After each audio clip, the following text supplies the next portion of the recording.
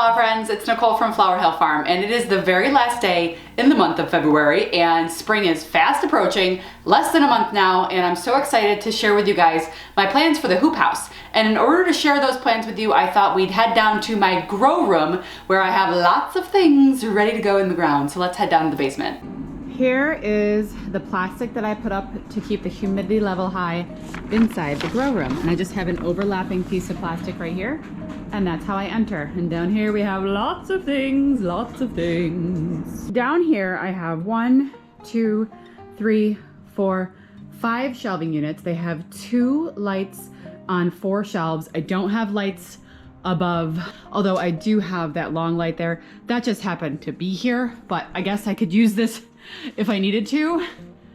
Whee! So yeah, that's there, but I don't usually have that light on, but I suppose I could use it. Okay, so these shelves I bought from Lowe's. Most of the containers that I use are left over from the deli, like meat market. Like this was probably 3 pounds of chicken breast. And those are the trays that I use. I do have some flats. I do have some cafeteria trays that I also use. The lights at Lowe's or Amazon, they are just LED shop lights. They were probably between $20 and $30 a piece. And like this, I gotta lower this one. What was I thinking? I've got this one here and this one up here, so I have to lower this one. But I put my lights kind of right above. So we have 65 degrees and it's 68% humidity down here. These are my heat mats as well. I have so many things happening right now, but this is my station of things as well. Okay, so here are 8 trays of the ranunculus that I started first. It's been in here about 4 weeks. It's ready to go in the ground. It's all looking great. I didn't really have a lot of rot. There's more trays down here. Everything's looking good. This is how I separated. Like I have 1 variety here and 1 variety there, and I've separated it with a line of nothingness. And then we'll just hop on down. Oops, I went past them. Right here. So this stuff I started 2 weeks ago. So this is the second set of ranunculus. And yes, I do cover my corms. I went over that with it in a video with you guys. But yeah, they look great. Everything looks good. Here are some of the stock seedlings that I transplanted. You can see them all like lined up and down there. They're all growing well. This, however, is the very first tray of stock that I started. Looks like I started them on January 22nd. These are the first ones that I showed you guys in a video. Put them back. So this is ready to go in the ground. It's like a perfect size for transplanting. I'm hoping to get the hoop house open at some point this week. Oh, excuse you. You done? Okay, so right here I have calendula. This is Ivory Princess calendula. That's ready to go. More stock right here. I also already kind of did the whole, got rid of all the singles. The lighting down here is not great, guys. I'm so sorry. So these are beautiful stock seedlings ready to go in the ground. These are some Rudbeckia. I only had about 50% germination on my Rudbeckia. It's okay. This is the one Irish Eyes with the green. That is looking great. This is also another tray of stock. More stocky stock. Here are the trays of Lisianthus. I've shown you guys. I'm just gonna post a picture because it's hard to get a really good image, but I do have, the middles are starting to like grow up and stuff, so they're looking really good. It's put on crazy growth. I am starting to fertilize it. I use Neptune's Harvest Fish and Seaweed 231 fertilizer. I had a lot of questions about this. I just use 1 tablespoon or just splash a little bit into a gallon of water. This is the first tray of snapdragons that I started. You can tell like the different colors. This is actually a mix and they're actually looking a little bit dry. I need to give them some water. Okay, down here I have another set of snapdragons. These to me look like they need to be fertilized. You can see how they're kind of yellowing. So I've been fertilizing them. I think they'll be fine. This is a Costa mix. Next we have Feverfew. This is a magic single that was started on January 22nd. And then here we have some poppies. Now poppies are pretty difficult to start from seed. These are the Champagne Bubbles poppies. I think they're doing pretty well. They're actually ready to go out. So I'll at least have some of those.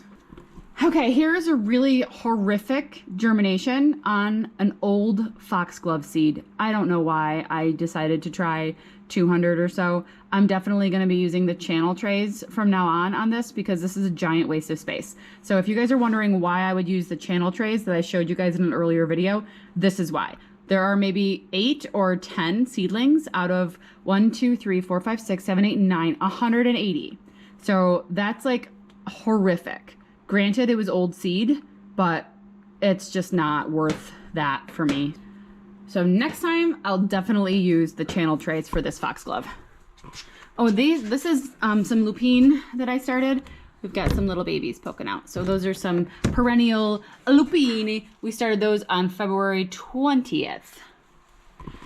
Over here we have some coleus. I really wanted to start some coleus from seed, but the seeds were so tiny that I decided to just pop them in a tray, and then I'm gonna pot them up into a 200 plug tray eventually. These are some feverfew that we just started, and that is calendula that we just started. It's just now germinating. So here is a foxglove. This is the Dalmatian white foxglove, started on February 6th. Obviously that had a much better germination, as did this one. And then we have some anemones, and this tray actually is also anemones. Those I started late. And this is another horrific germination of foxglove. So all of those plants that I just showed you are included in the plans for my hoop house, with the exception of foxglove. I just started that early. My hoop house is a Gothic frame, 16 feet wide and 50 feet long. So my plan for inside is to have 3 separate beds. So those beds are going to be 4 feet wide with aisle space in between. After I did some calculations, I have about 2,000 ranunculus. So I did some calculations. I used that Johnny's calculator that you can look up spacing and how many plants you can fit in a space.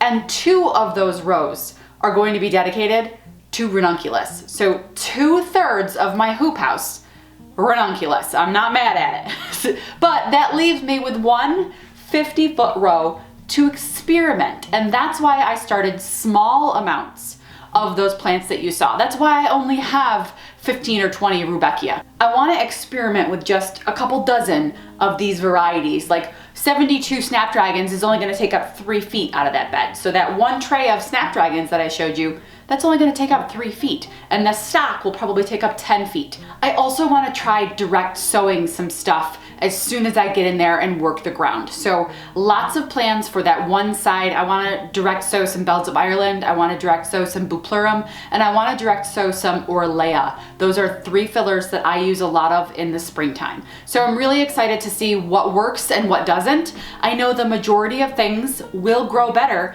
in a hoop house, but I would like to just see what works the best for my climate. I want to see what can handle being put out so early and what can't. So this is my way of experimenting. This is my first time with a hoop house, so everything is new to me. I am expecting to make lots of mistakes, and that's how I learn best, is just through trial and error, making mistakes and learning from them. So my original plan was to purchase 2 hoop houses, but the price of steel and products, just stuff, kind of skyrocketed through the roof when it came to these hoop houses. I only ended up buying one of them in the fall, and I regretted it since the day that I actually pushed like checkout.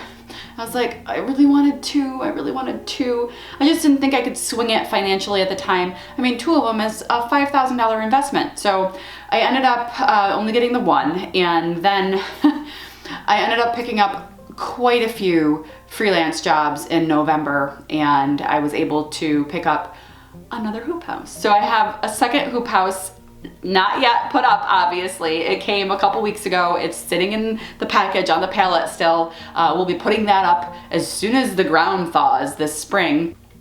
I'm really tempted to fill that one with vegetables. Really tempted with the state of the world right now.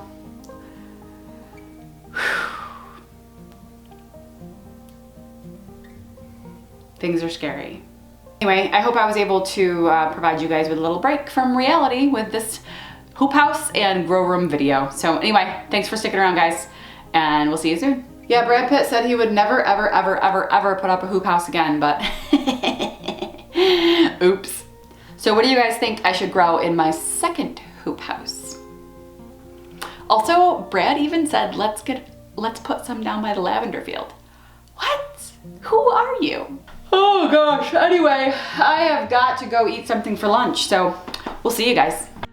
Welcome to the jungle, we've got green on trays. I can grow anything you want if you give me seed for days.